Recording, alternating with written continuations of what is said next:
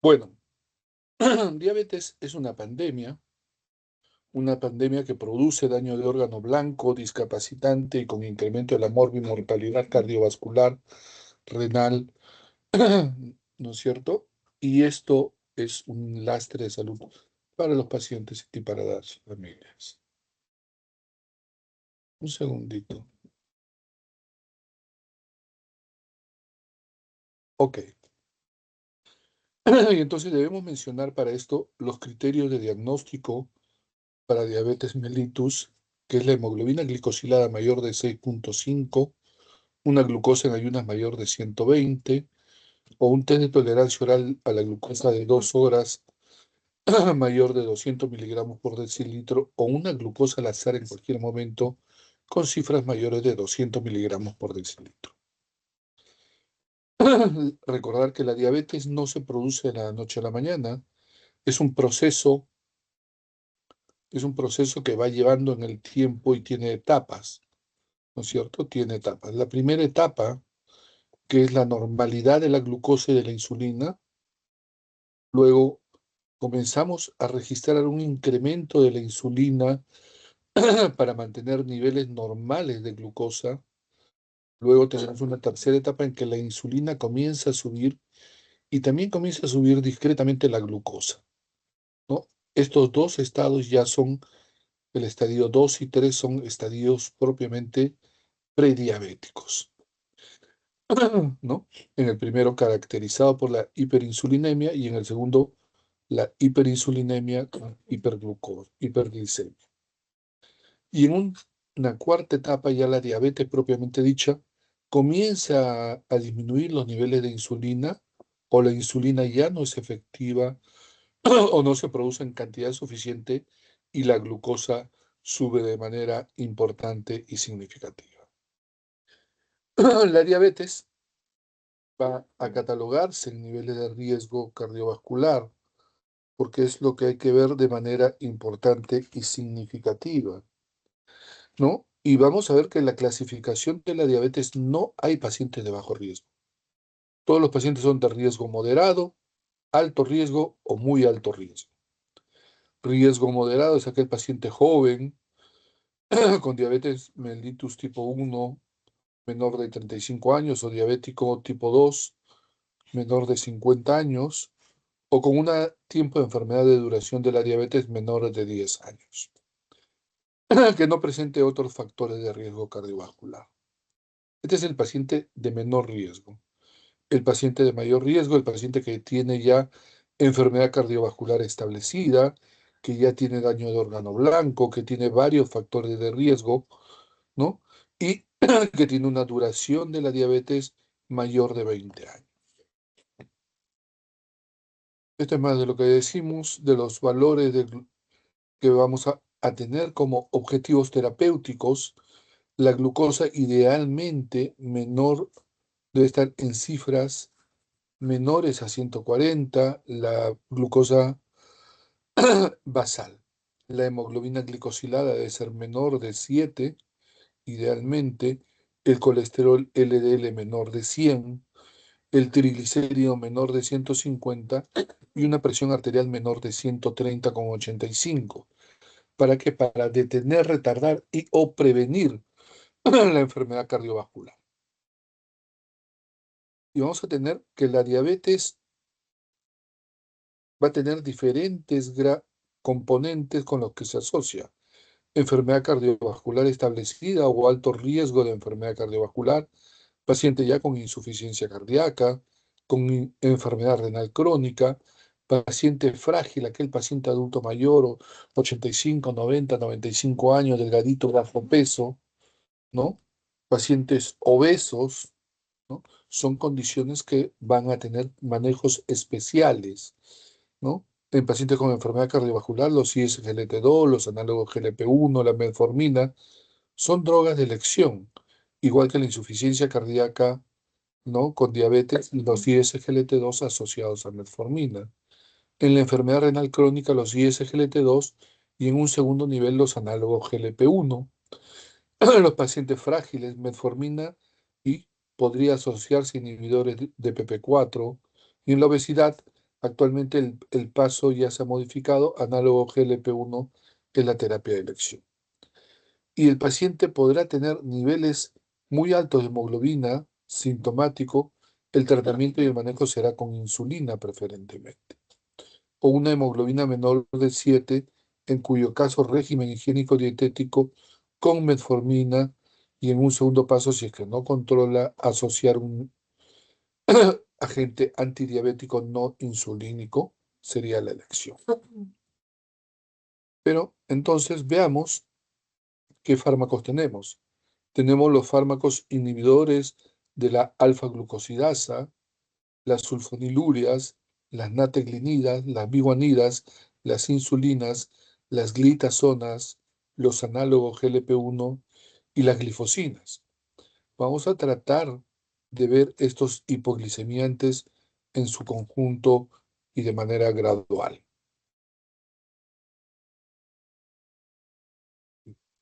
No corre la diapositiva, se atracó.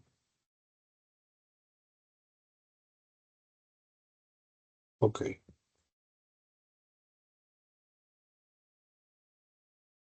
Un segundo, parece que hay problemas con la internet.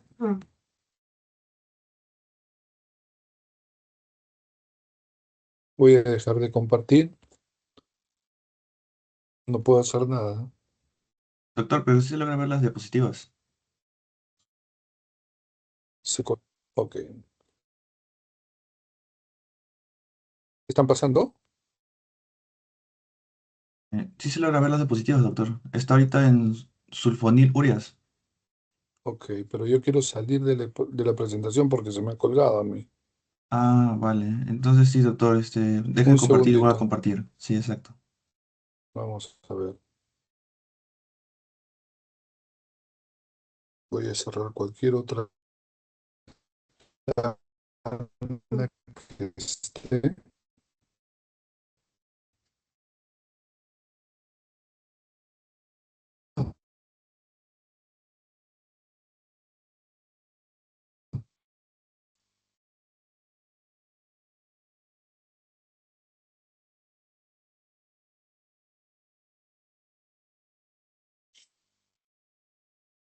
Bueno,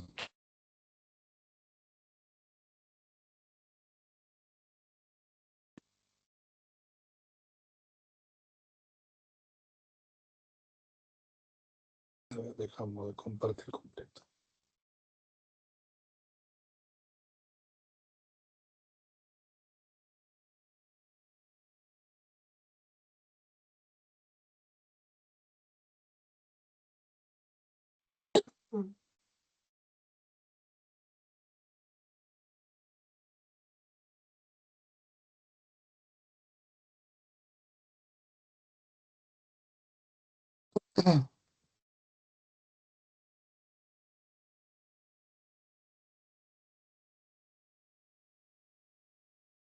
Ok, podemos clasificar a los fármacos,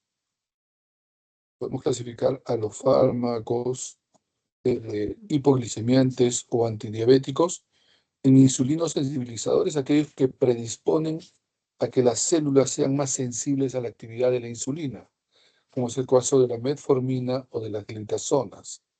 Insulinotrópico va a ser aquellos que van a estimular al páncreas a producir mayor cantidad de insulina, como son el caso de las sulfonilurias o las nateglinidas.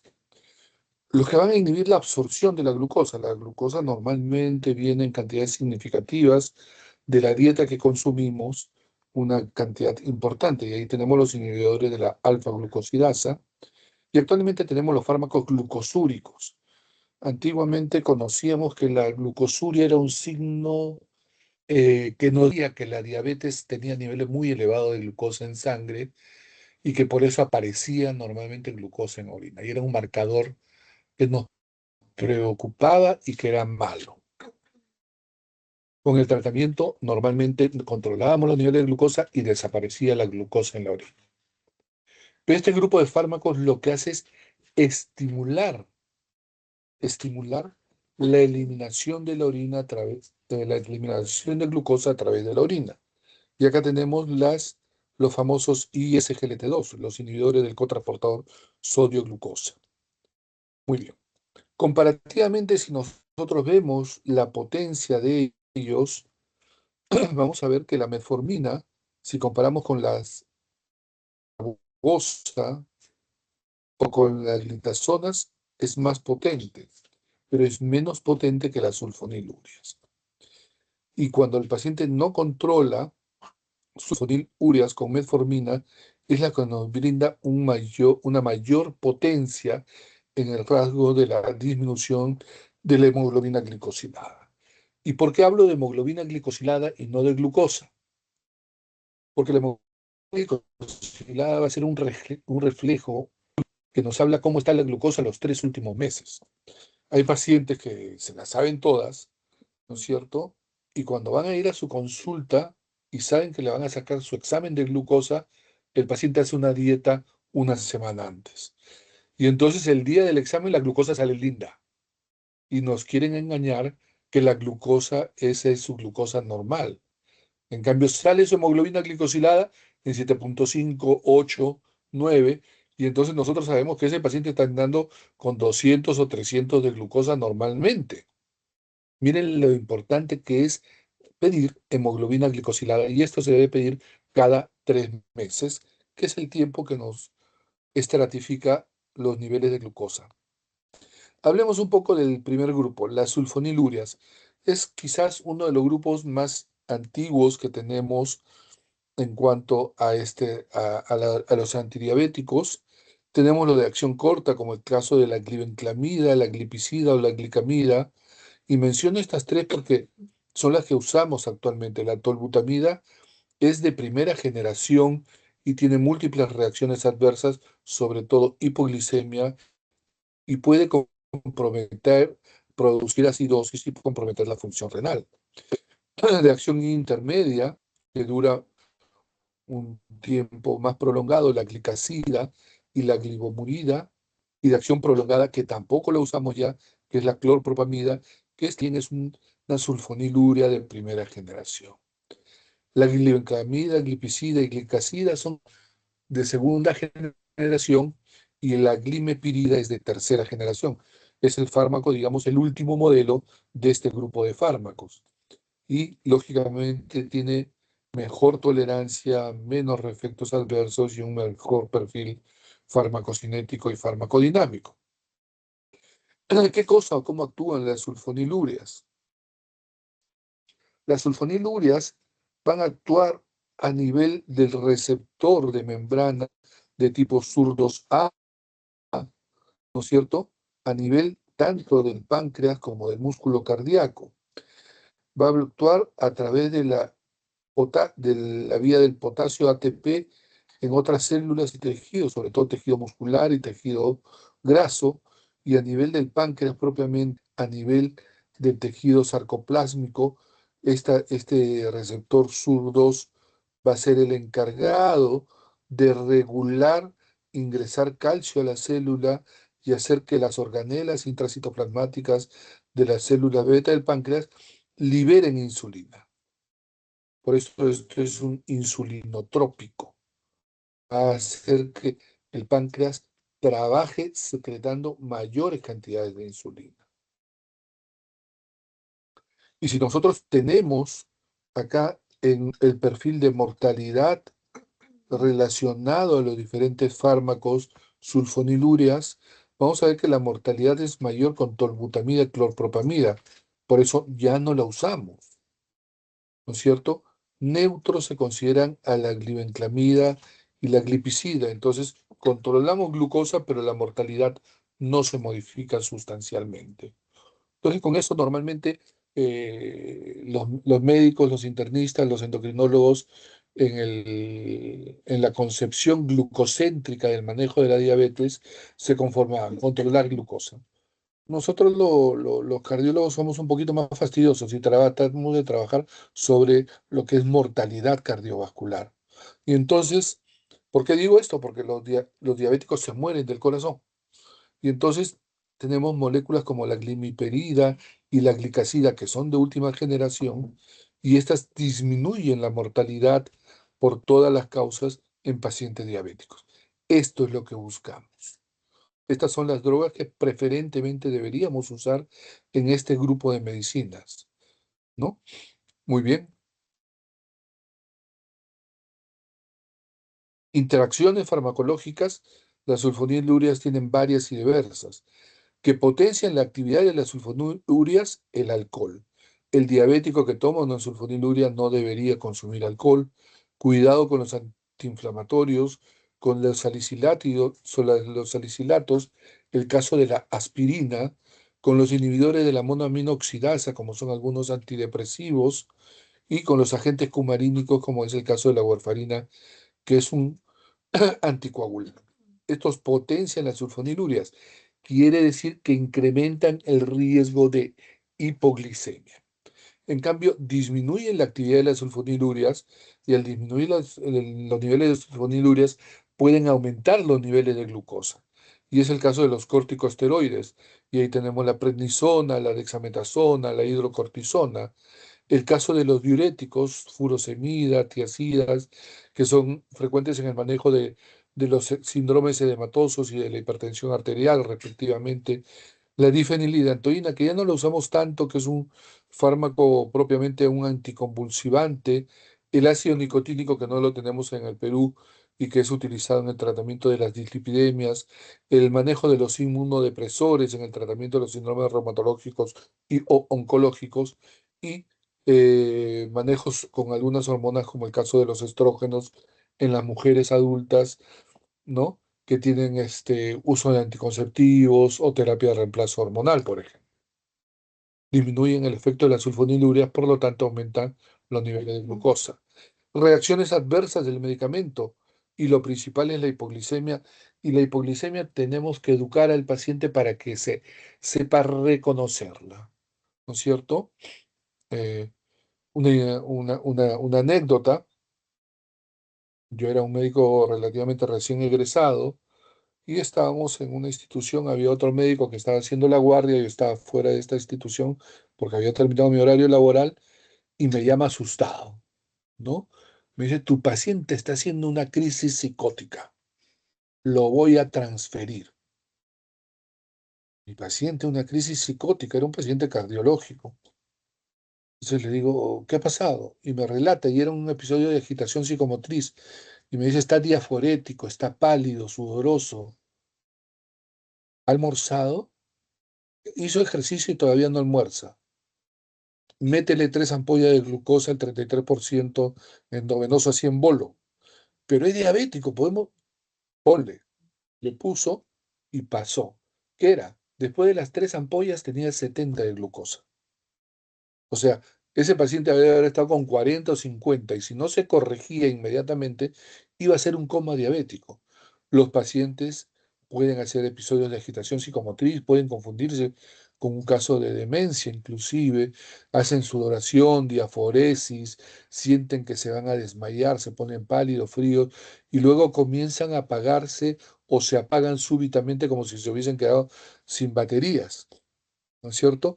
Y van al coma. Y cuando el paciente entra en coma, hay que actuar rápidamente, ¿no? Una estrategia para estos pacientes es que aprendan a reconocer los signos de la hipoglicemia y cuando tienen signos de hipoglicemia, sin temor alguno, que coman un caramelo, un chocolate, una gaseosa normal, si están en la casa, que consuman azúcar, cualquier cosa que sea un azúcar de consumo rápido para elevar los niveles de glucosa. Y la mejora es realmente espectacular, rápidamente pasan los signos. La otra reacción adversa frecuente con las sulfonilurias es el incremento del peso corporal. En este metaanálisis con las sulfonilurias para ver seguridad cardiovascular a 6 meses, vamos a ver que el punto fue básicamente neutro con un ligero marcador, ¿no?, en contra de las sulfonilurias. Entonces, la estimación del riesgo de los eventos cardiovasculares mayores fue ligeramente negativo para las sulfonilureas, pero podemos decir que fue neutral. No aumentó la mortalidad de manera significativa con las sulfonilúreas, pero tampoco la mejoró de manera importante. Entonces, la usamos, pero con precaución. Si nosotros comparamos con otras sulfonilurias, vamos a ver que quizás la más segura sea glibenclamida en pacientes sin infarto previo. Y en pacientes con infarto previo se mantiene la glibenclamida y la glimepirida como fármacos relativamente seguros. Y si comparamos con otros fármacos como es la rapaglinida, pues eh, va a ser en pacientes sin infarto favorable a la rapaglinida y en pacientes infartados favorable a a las sulfonilurias, sobre todo la más beneficiosa es la glicazida, es la que tiene menor impacto cardiovascular. Entonces, cuando usamos pacientes diabéticos con peso corporal normal que no controlan los niveles de glucosa con dieta y ejercicio, realmente esto es muy difícil en la sociedad peruana con dieta y ejercicio. Pacientes diabéticos con obesidad que no controlan con medidas higiénico-dietéticas deberían ser también una alternativa interesante. Contraindicado en diabetes de tipo 1, en el embarazo, en la lactancia, en pacientes con insuficiencia renal con depuraciones de creatinina menor de 20 mililitros por minuto o pacientes que sean alérgicos a este grupo de medicamentos. Luego tenemos las nateglinidas o meglinidas, como es el caso de la rapeglinida y de la nateglinida. Su mecanismo de acción es similar al mecanismo de acción de las sulfonilurias. Cuando se elevan los niveles de glucosa, ¿no? ¿Qué va a hacer? Va a estimular la producción de insulina. Esta insulina que es liberada por el páncreas va a actuar a nivel hepático, disminuyendo la resistencia a la insulina y haciendo que este hígado aproveche esto. Va a actuar a nivel muscular, también disminuyendo la resistencia a la insulina, optimizando pues la utilización de glucosa por el hígado, por el músculo y por el tejido graso. Indicado en la diabetes tipo 2, perdón, como monoterapia o asociada a metformina fundamentalmente. Las natriglinidas actúan cerrando los canales de potasio. Los canales de potasio hacen que ingrese normalmente potasio a la célula, ¿no? Que está asociada a la actividad del ATP, similar a las sulfonilurias, producen despolarización y hacen que se liberen insulina, similar a lo que ocurre con las sulfonilurias. Entonces, su mecanismo de acción es un primo hermano de las sulfonilurias. Efectos adversos: la hipoglicemia, el aumento de peso corporal, las alteraciones hepáticas, diarrea, náuseas, mareos y dolor de cabeza. Contraindicado en la insuficiencia hepática, renal, en el embarazo y en la lactancia. Pero las natriglinidas no han demostrado disminuir la mortalidad y el riesgo cardiovascular en este grupo de pacientes. Controlan nuevamente la glucosa, apoyan la teoría glucocéntrica, pero no modifican la mortalidad total de los pacientes. Producen hipoglicemias más aún si se asocian a sulfonilurias, pero esto es menos frecuente si comparamos sulfonilurias versus natriglinidas en general. Aumenta de peso en menor proporción que las sulfonilurias, ¿no es cierto? Y no han demostrado disminuir la mortalidad cardiovascular, como ya mencioné.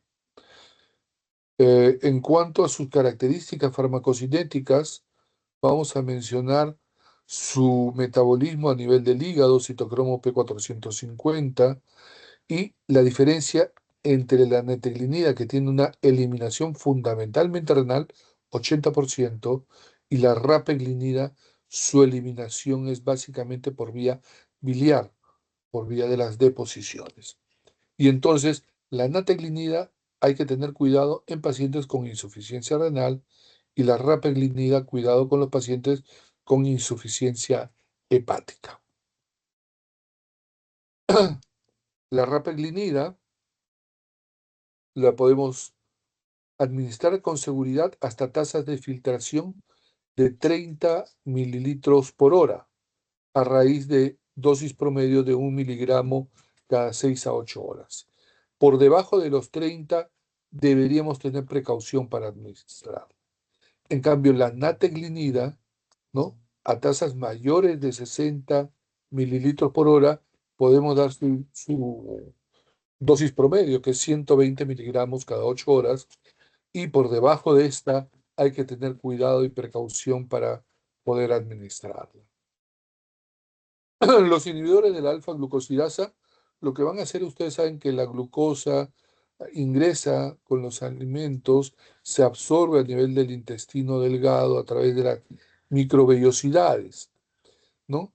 Y acá es importante la alfa-glucosidasa porque se va a encargar de la absorción de la glucosa a este nivel. ¿Y qué hace? Bloquea la absorción, bloquea la absorción de la glucosa a nivel intestinal. Por lo tanto, los niveles de glucosa postprandial van a ser menores con el tratamiento de la alfa-glucosidasa. En el país, básicamente, lo que ha habido es acarbosa. La acarbosa es el que hemos tenido. El miglitol no llegó al Perú, ¿no?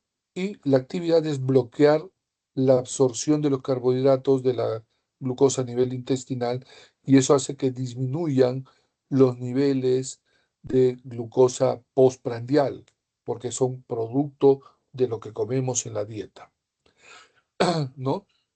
Su tiempo de media es 2 horas, su eliminación es renal, pero el principal problema es de que si no se consume, si no se absorbe el azúcar, de la dieta, ese azúcar va a quedar en en las secreciones intestinales, ¿no es cierto? Y al estar ahí en mayor concentración, se van a convertir en un medio con una osmolaridad incrementada, un medio osmolar, y lo que va a hacer es jalar mayor cantidad de líquido y va a producir diarreas y síndrome de mala absorción. También puede producir flatulencias, meteorismo por presencia de esto, distensión abdominal, diarrea y dolor abdominal. Entonces, es fastidiosa la administración de este medicamento, por lo cual no tuvo buen auge y se utiliza como un fármaco coadyuvante en algún grupo de pacientes que tienen niveles significativos de glucosa postprandial. Las biguanidas es el grupo más utilizado hasta la actualidad, pero han salido serios competidores de él y el principal fármaco de este grupo es la metformina, es el más utilizado. La metformina va a actuar a nivel del receptor de tipo OCT1, a nivel de la membrana de la célula pancreática, bloqueando la producción de NAT y de ADP. De esta manera se va a producir un incremento de la AMP, que va a producir un incremento de la AMP quinasa, que va a hacer que se sinteticen lípidos, se inhiba la síntesis de lípidos y colesterol, se produzcan expresión de genes lipogénicos, se inhiba, que produzca expresión de genes gluconeogenéticos y que produzca una inhibición de la vía del metabolismo de la glucosa, ¿no? Del metabolismo de la glucólisis propiamente dicha. Este mecanismo de acción intracelular lo que va a hacer es que la metformina a nivel intestinal produzca una mejor utilización de la glucosa, ¿no? A nivel del hígado, disminuyan los procesos eh, de gluconeogénesis, disminuya la glucogenólisis y disminuya la oxidación de los ácidos grasos. También a nivel muscular tiene acción la metformina, produciendo una mejoría en la absorción de glucosa para poder aprovecharla a nivel muscular, incrementan los procesos de glucogénesis y disminuyen la oxidación de los ácidos grasos libres. De esta manera va a producir una disminución de la hiperglicemia, ¿no? Y es posible que tenga algunos efectos a nivel cardiovascular debido a que disminuye el perfil lipídico, mejora el perfil lipídico por este tipo de acción. El estudio UKPDS 34 habló de ciertos efectos positivos a nivel cardiovascular, Cuando se me comparó con la terapia convencional en estos estudios que fueron realizados a final del siglo pasado, ¿no? Vamos a ver que los pacientes que usaron metformina tuvieron una menor proporción de eventos cardiovasculares, llámese infarto de miocardio, en 39% menor que la terapia convencional en pacientes que tenían sobrepeso y diabetes. Y si nosotros vemos esto en el tiempo, a seguimiento de 10 años, este beneficio se mantiene en el tiempo, no con una reducción significativa de la mortalidad por infarto de miocardio durante 10 años de tratamiento, con intervalos con cierta significancia estadística, aunque no tan, no tan importante. Si nosotros la metformina la asociamos a una sulfoniluria, ¿no? Vamos a ver que las tasas de enfermedad microvascular, sobre todo, disminuyen. Y la enfermedad microvascular es importante en los problemas, sobre todo de insuficiencia renal, en la angina microvascular y en la enfermedad, en la retinopatía diabética, ¿no? Pero cuando se asocia a sulfonilurias, no se observó una disminución de la mortalidad por todas las causas y en cuanto a infarto de miocardio y accidente cerebrovascular, prácticamente la actividad fue neutra, lo que quiere decir que las sulfonilurias y la metformina, ese efecto discreto de la metformina sobre la disminución del infarto de miocardio, se pierde este beneficio al asociarlo a unas sulfonilurias. El registro REACH observó una disminución de la mortalidad cardiovascular en pacientes con diabetes e infartos previos que fueron tratados con metformina a 2 años, ¿no? Y esto fue un dato más a favor de metformina. Faltan datos de series más grandes, más importantes, pero es lo que hay. Tiene una biodisponibilidad del 55%, una vida media plasmática de alrededor de 3 horas, eliminación renal del 90% y puede distribuirse bien a nivel del hígado y del riñón. La metformina tiene efectos adversos y dentro de ellos se cataloga la diarrea, la anorexia, la saciedad, el sabor metálico y el estreñimiento. A favor, la saciedad, porque cuando uno come y se sacía, tiene menos, va a consumir menor cantidad de alimentos y eso va a ayudar a controlar bien la glucosa y por otro lado a disminución del peso corporal. Es por eso que muchos utilizan metformina en el tratamiento y manejo del peso corporal, no siendo un fármaco propiamente para la obesidad. Pero el problema fundamental es el dolor abdominal y la diarrea, que es muy frecuente, ¿no? Y esto empeora cuando el paciente tiene una gastropatía diabética. Puede haber fotosensibilidad, puede haber trastornos hematológicos, anemia plástica, agranulocitosis y trombocitopenia. No debería usarse o de usarse con precaución con tasas de filtración menor de 30 mililitros en pacientes con acidosis metabólica o con insuficiencia hepática y con precaución en los pacientes con infarto agudo de miocardio. Cuando el infarto ya tiene un tiempo de consolidado, más de un mes, puede usarse, pero en el infarto agudo no debería usarse y no debería consumirse junto con el alcohol. La dosis promedio es de 850 miligramos cada 24 horas, siendo la dosis más alta de 3.000 miligramos al día. Las glitazonas, también llamadas tiazolidinirionas, son la pioglitazón y la rosiglitazón. Y estas actúan a nivel del receptor PPAR, ¿no? Estas glitazonas, estas glitazonas se van a unir al receptor PPAR que va a producir una modificación del coactivador transcriptacional del ADN, ¿no? Va a haber un receptor de tipo retinoide para este tipo de molécula y que va a hacer que se expresen genes implicados en el metabolismo de los glúcidos y lípidos optimizando los niveles de glucosa y los niveles de lípido. Y igual, las glitazonas producen una mejor aprovechamiento de la glucosa a nivel del músculo esquelético, adiposo, porque tienen la activación de los receptores PPAR a nivel del músculo, del tejido adiposo, producen adipogénesis, una absorción de los ácidos grasos, lipogénesis y absorción de la glucosa, y a nivel hepático disminuyen los procesos de gluconeogénesis. Esto en conjunto disminuye los ácidos grasos libres y la hiperglicemia. No promueven la liberación de insulina y no producen hiperinsulinemia como efectos adversos. Pero cuando se observa el estudio Proactive con plioglitazón, se vio que había un aumento del desenlace principal, pero no para el desenlace primario. Vamos a ver que las hospitalizaciones por insuficiencia cardíaca, cuando se usó pioglitazona, se produjo un discreto oh, incremento, ¿no?, en el desenlace primario. Tiempo hasta la mortalidad por todas las causas, ¿no? Tanto de accidentes cerebrovasculares, etcétera.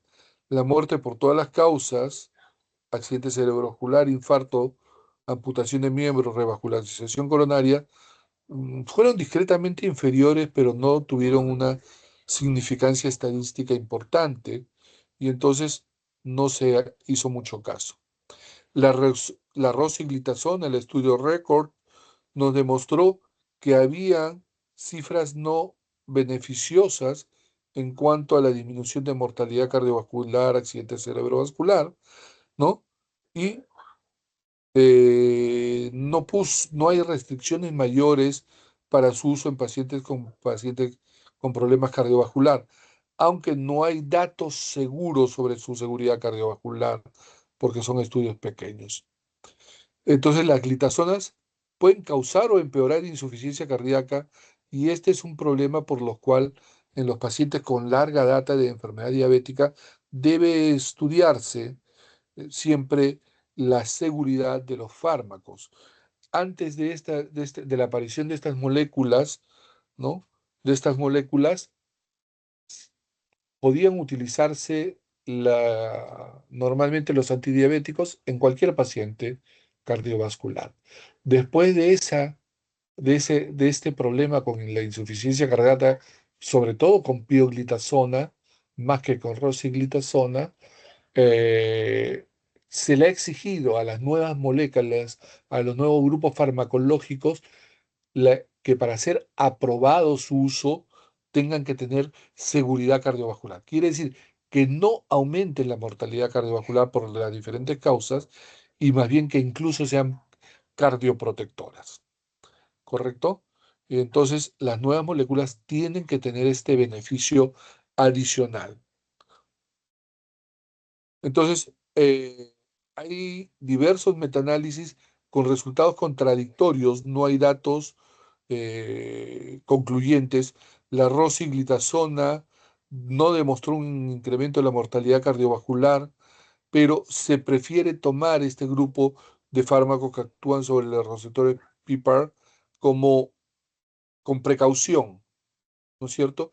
Y no parece ser un efecto de clase, parece ser un efecto más relacionado a la pioglitazona.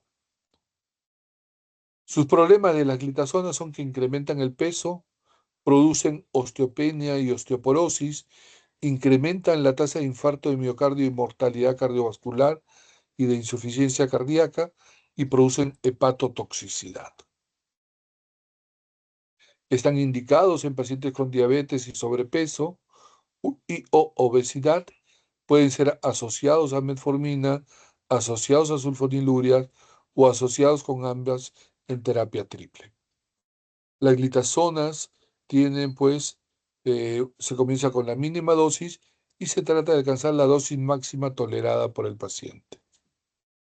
Luego tenemos los inhibidores de PP4, que es un grupo relativamente reciente, y los inhibidores de PP4 van a simular la actividad de las incretinas a nivel gastrointestinal, que las incretinas sabemos que regulan los niveles de insulina y de glucagón para reducir los niveles de glicemia.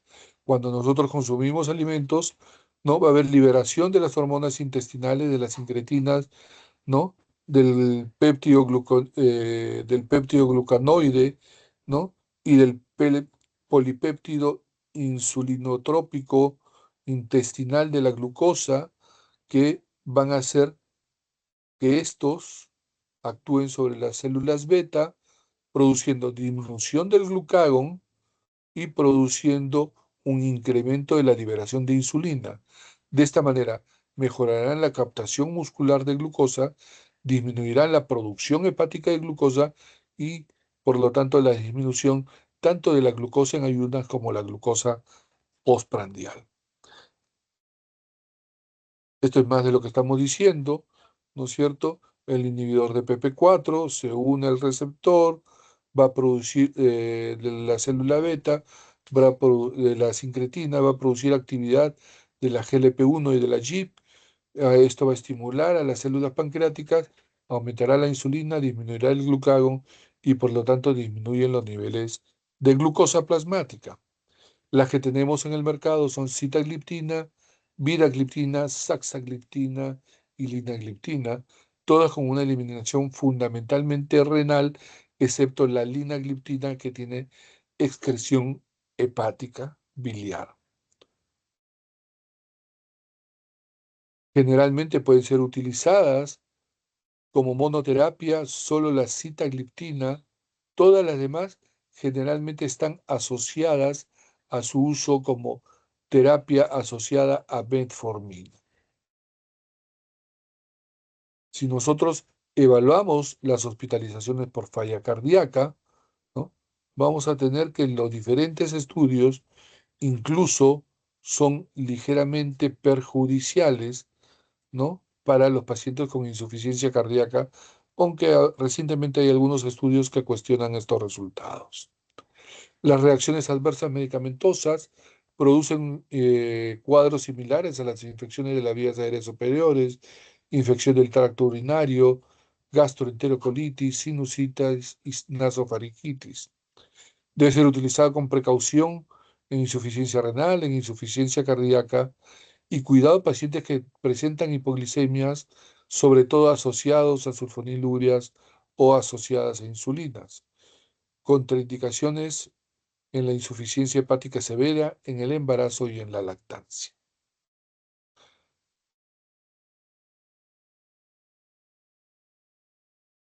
Ok, no sé por qué he puesto tantas de estas láminas. Los análogos GLP-1 es uno de los grupos más nuevos, de tener aproximadamente 10 años, ¿no? Y algunas de las drogas que tenemos son el semaglutide, el dulaglutide, el exenatide y la liraglutida. Hay de uso semanal, de uso diario, ¿no? Y actúan básicamente, son agonistas del receptor de GLP-1 a nivel intestinal. O sea, van a tener una actividad similar a lo que describimos, estimulando finalmente la producción de insulina. En pacientes normoglicémicos, la actividad sobre la glicemia va a ser relativamente neutra, porque recordemos que actúa a nivel de las incretinas plasmáticas. Y al estar esto normoglicémico, la actividad va a ser prácticamente neutra y el equilibrio va a ser prácticamente nulo. En casos que el paciente tiene niveles de hiperglicemia, va a aumentar los niveles de insulina, disminuir el glucagón y por lo tanto disminuir la glucosa por aumento de la liberación de la insulina, un efecto básicamente insulinotrópico. En pacientes con hipoglicemia, recordar que estas incretinas plasmáticas hacen lo contrario, aumentan el glucagón, la insulina no la modifican y pueden producir hiperglicemia. Entonces, hay que ver con cuidado que el paciente debe ser básicamente hiperglicémico, diabético. ¿Y esto por qué hacemos el acápite? Porque este grupo de fármacos tiene un impacto importante sobre el peso corporal. ¿no? Tan es así que se está usando en el tratamiento de la obesidad. Tiene un efecto neuroprotector y disminuye el apetito a nivel del cerebro, a nivel del estómago, disminuye, produce una sensación de llenado. A nivel pancreático produce un aumento de la secreción de insulina, disminución del glucagón y hace que los tejidos, el hígado, el músculo y el tejido adiposo sean más sensibles a la actividad de la insulina. Y a nivel del corazón es cardioprotector y acá faltó el riñón, también es nefroprotector. Los análogos GLP-1 son de administración subcutánea. Todos los que habíamos hablado anteriormente son de vía oral y entonces ameritan un control glicémico más cercano, producen pérdida del peso y de la masa corporal, por lo que se están usando en obesidad, bajo riesgo de hipoglicemia y tienen efectos protectores a nivel cardíaco, cerebral y renal. Y recientemente han sido autorizados para el síndrome de hígado graso. Sus principales indicaciones son en la diabetes, ¿no? Como tratamiento alternativo a la insulina y en pacientes con enfermedad cardiovascular y enfermedad renal son de primera elección, también en aquellos pacientes diabéticos con obesidad.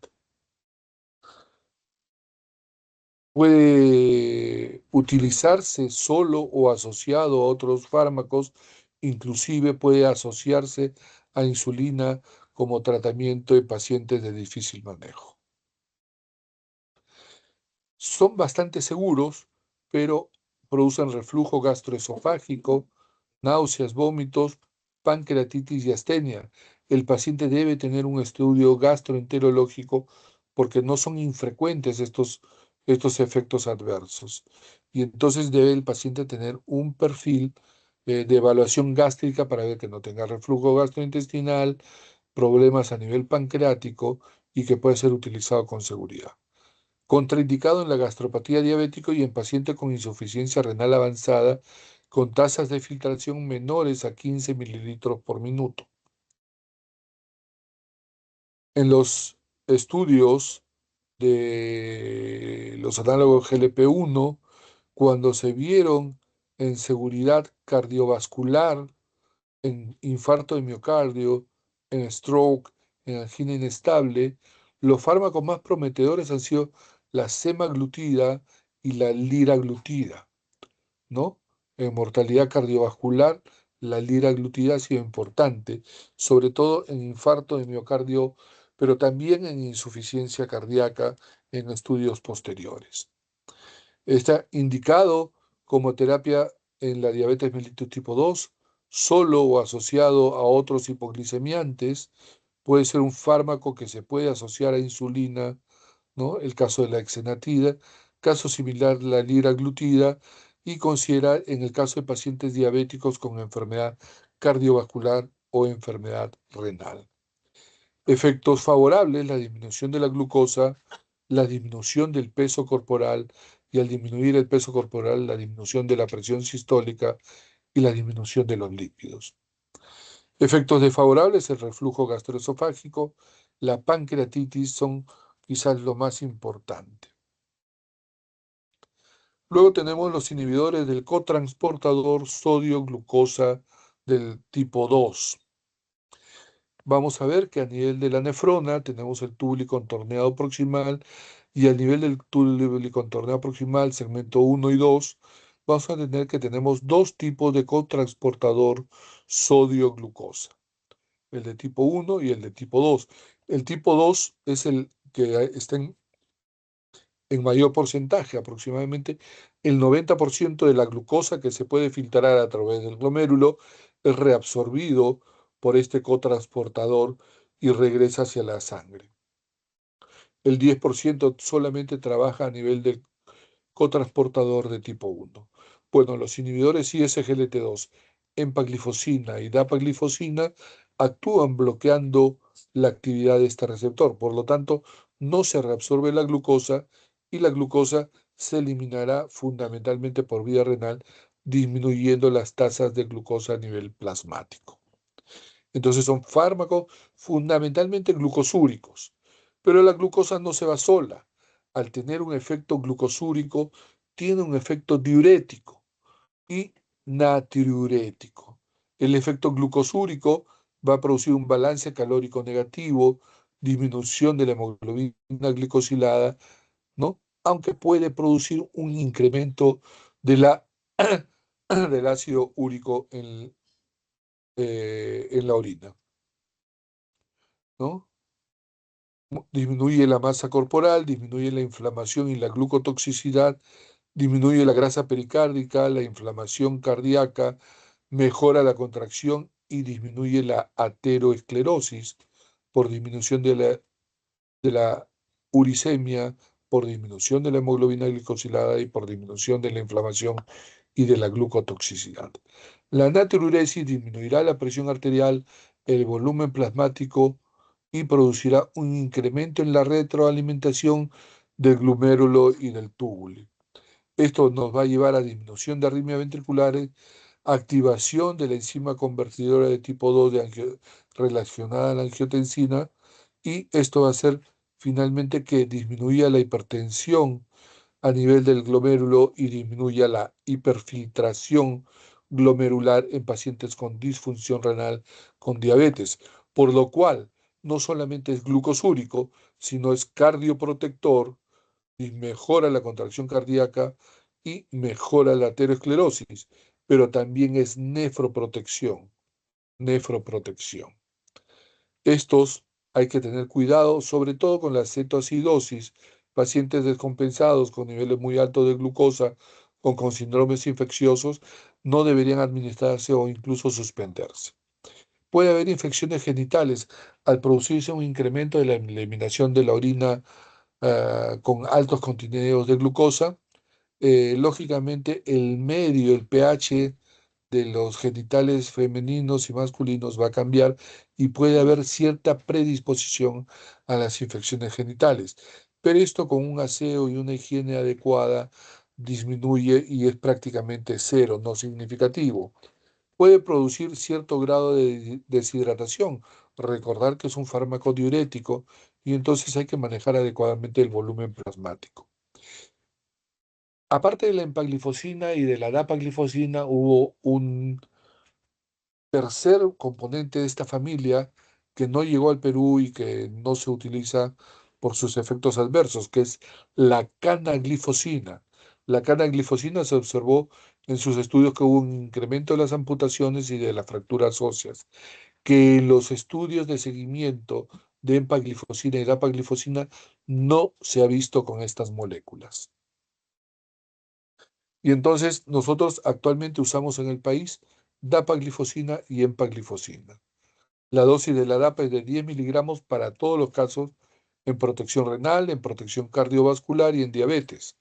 La empaglifosina, dosis de 10 miligramos en pacientes en protección renal y cardiovascular, y 25 miligramos cada 24 horas en pacientes con, eh, con diabetes mellitus. Actualmente esto de las tasas de filtración lo, lo estamos usando con seguridad hasta una tasa de filtración de 15 mililitros minuto a la dosis habitual. Luego tenemos las insulinas, luego tenemos las insulinas y la insulina es una hormona que actúa como la insulina humana fundamentalmente, ¿no es cierto? Haciendo que disminuyan los niveles de glucosa. Tenemos las insulinas convencionales, ¿no? El humulín, las insulinas recombinantes humanas, de acción rápida, de acción intermedia, los análogos de la insulina, apaguen ese micro por favor, los análogos de la insulina, que ya son insulinas recombinantes modificadas, como la Lispro, que es de acción rápida, o la Spártica o la glicina, y de acción lenta, como el caso de la glargina, que es de las que más usamos. Recordar otros tipos de insulina por cultura general. Se ha usado en el principio en los albores de la insulinoterapia derivada del ganado bovino, porcino. Se ha utilizado ese tipo de insulinas hasta que en los años y fines de los 80, inicio de los 90, se desarrolla por recombinación genética la insulina, la llamada insulina humana. Luego, luego ha devenido ya la terapia recombinante humana y tenemos pues las formas modernas de insulina, lispro, glargina, etcétera. ¿Cómo se clasifican estas? Básicamente por su tipo de acción.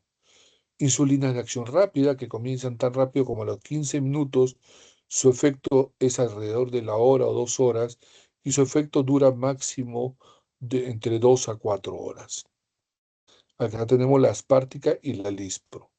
Luego tenemos la insulina regular, la llamada NPH, cuya o de acción corta, cuyo efecto dura entre 6, 8, 10 horas máximo, tiene un pico de alrededor de las 2 a 4 horas y comienza su efecto tan rápido como a los 30 o 60 minutos. No tan rápido como las insulinas de acción rápida, pero es relativamente rápido y su efecto no dura mucho, 8 horas. Luego siguen las insulinas de acción intermedia, la NPH, ¿no? Cuyo inicio de acción es alrededor de la hora o 2 horas, su pico es alrededor de las 5 horas y van descendiendo y tienen un efecto que puede alcanzar hasta las 14 a 16 horas. Luego tenemos la insulina de acción prolongada. Estas duran 24 horas. La glargina, que es la que más usamos, sube dentro de las primeras 2 horas y se mantiene con niveles constantes de glicemia de manera constante su efecto. En cambio, la insulina eh, de zinc comienza a la hora, 2 horas, va subiendo, tiene un efecto máximo a las 12 horas y luego de eso va disminuyendo hasta las 24 horas. Entonces, las insulinas que actualmente usamos más son las insulinas Lispro o Aspártica en el caso de, por ejemplo, hiperglicemias postprandiales o en el caso de pacientes descompensados de manera aguda, por ejemplo, con algún tipo de infección, infarto agudo de miocardio, shock, etcétera. Ahí se utiliza la insulina Lispro de acción rápida o en el shock, en el coma hiperosmolar o en el coma diabético. En cambio, pacientes con niveles de glucosa permanentemente elevados, se prefiere utilizar la insulina glargina. Es la que generalmente se mezclan estas dos para un manejo del paciente de manera crónica. Otra vez, más de los efectos que hemos hablado y los hemos descrito, y este es cómo se plantea la insulinoterapia. Y hay una insulinoterapia basal, ¿no es cierto?, que se comienza con 10 unidades al día y se va ajustando más o menos 2 unidades, se van incrementando cada 3 días hasta que los niveles de glucosa basal sean menores de 130 miligramos por decilitro, con cuidado de no disminuir menos de 80 miligramos por decilitro de glucosa. Si es que no controla con insulina, debemos añadir un análogo GLP-1 o un inhibidor del cotransportador sodio-glucosa. ¿Correcto? Muy bien. Si el paciente tiene un debut de diabetes con niveles muy elevados de glucosa, se puede utilizar la insulina de manera transitoria hasta regularlo y luego pasar a un antidiabético bioral. Si el paciente usa tratamiento con corticosteroides, hay que utilizar una insulina de acción intermedia, preferentemente como la NPH. Y si tiene una vida media larga, hay que utilizar un análogo basal. Si el paciente ya viene insulinizado y tiene enfermedad cardiovascular, insuficiencia cardíaca o enfermedad renal, debe añadirse un ISGLT2 o un análogo GLP-1. Si el paciente ya tiene insulina y tiene un peso con índices de obesidad importante, con un índice de masa mayor de 30, La primera elección a asociar a insulina es el análogo GLP-1 para reducción del peso. La insulina normalmente hace que el paciente gane peso corporal. Y en pacientes frágiles, ¿no? O en terapia paliativa, la insulina basal debe comenzarse a dosis de 0,1 unidad por kilogramo por día, ¿no? Y tratar de hacer que la pauta de administración sea lo más sencilla posible. La insulina tiene que tener cuidados en la conservación porque es un derivado proteico muy sensible, guardar entre los 4 y 8 grados, no guardar a menos de 2 grados, evitar congelar, ¿no? Que no esté en contacto directo con las placas de la nevera, no administrarle insulina fría porque duele, no exponerla a la luz solar directamente, menos exponerla al fuego porque se desnaturaliza al ser una proteína, y la insulina se puede mantener a la temperatura ambiente en el Perú porque es una temperatura más o menos adecuada, sobre todo en invierno, mantener entre los 15 y 29 grados. Verificar la fecha de caducidad, no utilizar pasados los 30 días porque el frasco ampolla se utiliza para varias administraciones y entonces cuando se apertura este frasquito no debe estar más de 30 días abierto. Desechar los envases siguiendo protocolos de bioseguridad, igual que las agujas para su administración. Con precaución en pacientes que tengan potasio bajo, en pacientes menores de 12 años, en pacientes deshidratados. Reacciones adversas frecuentes, la hipoglicemia, las convulsiones y el coma. Interacciones que disminuyen su eficacia, el uso de antihistamínicos, anticonceptivos orales, corticosteroides sistémicos y diuréticos, que aumentan las reacciones adversas, los beta bloqueadores, los IECA, el etanol y otros hipoglicemiantes orales asociados. En cuanto a la insulina, debe darse insulina sí o sí en pacientes con diabetes de tipo 1 durante el embarazo, porque al ser como la insulina humana, originaria, natural, en el embarazo no va a producir alteraciones del feto ni del embarazo. Igual en la lactancia. En los casos de cetoacidosis hay que utilizar insulina, preferentemente insulina de acción rápida, igual que en la acidosis láctica. En el caso de la pancreatectomía total, ¿no? En el caso de enfermedad renal avanzada, es la primera elección la terapia con insulina. De manera relativa, en pacientes desnutridos, con diabetes descompensada, en estrés postraumático o infeccioso, posoperados o en pacientes que no alcancen metas con los antidiabéticos orales.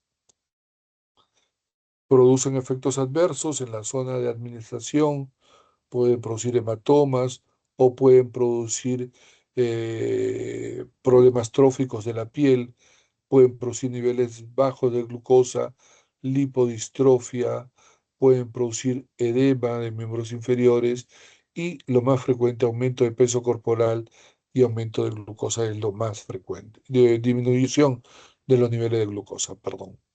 En cuanto a los fármacos antidiabéticos, mencionar que el riesgo de hipoglicemia y en cuanto a la ganancia de peso va a ser diferente.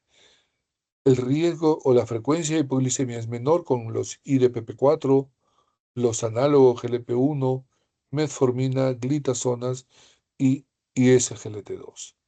En alrededor del 2% de presentación de hipoglicemia, las sulfonilurias y las natriglinidas.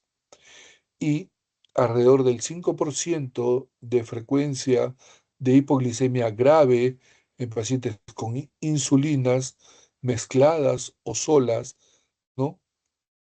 Es con lo que se ve mayor frecuencia de hipoglicemia. ¿Qué pasa con el peso corporal? Los que disminuyen peso corporal de manera demostrada son los ISGLT2 y los análogos GLP-1. Los que más disminuyen son los análogos del receptor GLP-1.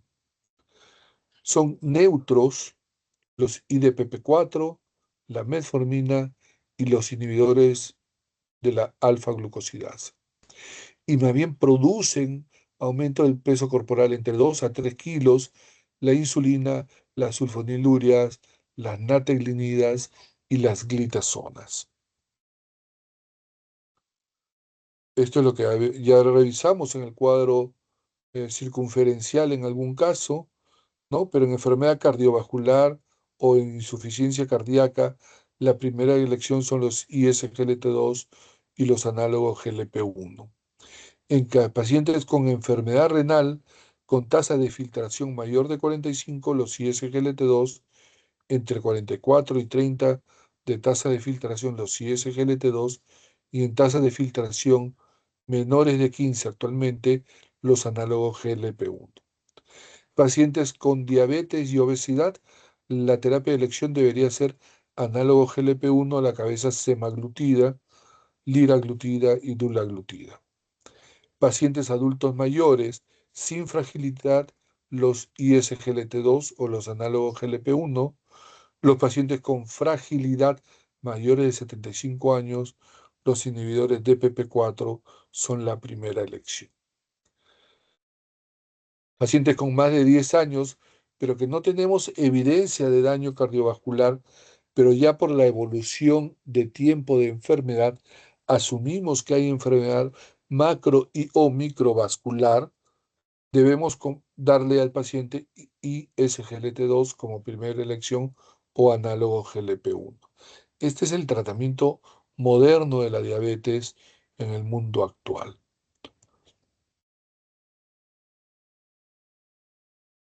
Este es básicamente lo mismo, ¿no? Ajuste de diabéticos según la función renal. En el estadio 4, solamente 4 o 5. La primera elección es insulina, ¿correcto? Insulina es la primera elección. Ok. Hasta ahí la presentación correspondiente a lo que es tratamiento de la diabetes mellitus. Preguntas.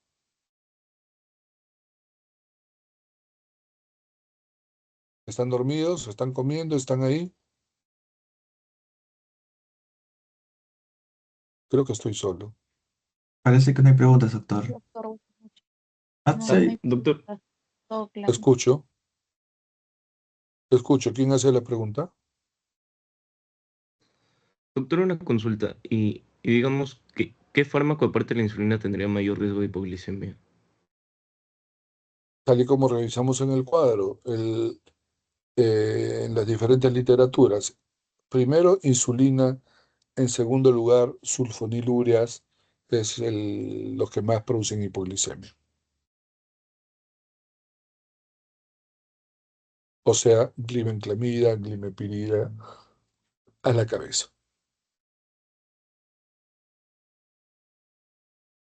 ¿Otra pregunta?